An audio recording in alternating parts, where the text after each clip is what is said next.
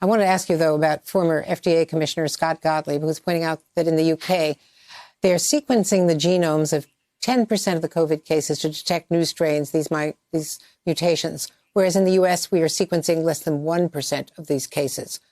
Is this why we don't know really what's out there and how much of the UK mutation is here and how concerned we should be about it, how virulent it is, how contagious it is?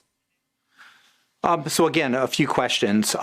Number one is we do believe that the evidence is getting pretty strong right now that it is more transmittable, so it is more contagious and therefore it is more dangerous in that regard.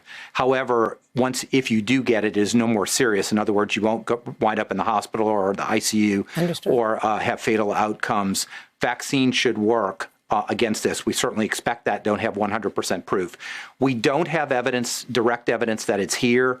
Just given the patterns of travel, there's a good probability that it's here. It's probably at low levels. Yes, we need to increase our sequencing. The CDC is doing that both within themselves and a variety of other partners. But they're also, and it's sort of too detailed for the show, but you can get an idea of where it is by some of the traditional assays that are short of sequencing, some of the ones that are out there in the millions and millions, and we're looking there as well. Haven't found it yet.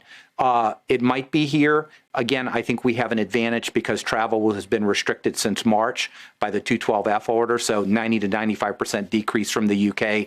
And I certainly support the pre-testing of people coming over that the CDC put forward for the UK, and I think that probably should be extended to other countries. And finally, let me ask you about herd immunity.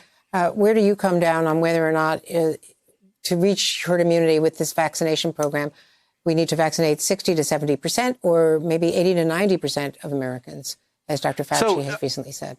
No, I talk to Tony all the time, and the docs huddled extensively on the weekends like we always do. The most important thing to know is we cannot know with exactness what will provide herd immunity. Herd immunity is a function of many things, including of how transmissible the virus is, and that transmissibility changes at different times of the year. But we all sort of agree that the 70 to 80% number is our best estimate, given the transmissibility of the virus as we know it. Below 70% is probably too low, but this is not measles, where if you walk into a room, anybody who is susceptible is going to get measles. Literally, it's that contagious. We're much less than that. So 70 to 80% of people who have either gotten natural immunity from the virus or much more preferred getting immunity, long-lasting immunity from the vaccine. That's probably the number we're shooting for. And again, we do believe that any adult who wants to have the vaccine in this country, about 200 million people, 210 million people, will have that opportunity by June, rapidly ramping up from now until then. Okay, thanks for clearing that up. Admiral Brett Giroir, Sure. As always, thank you very much for being with us.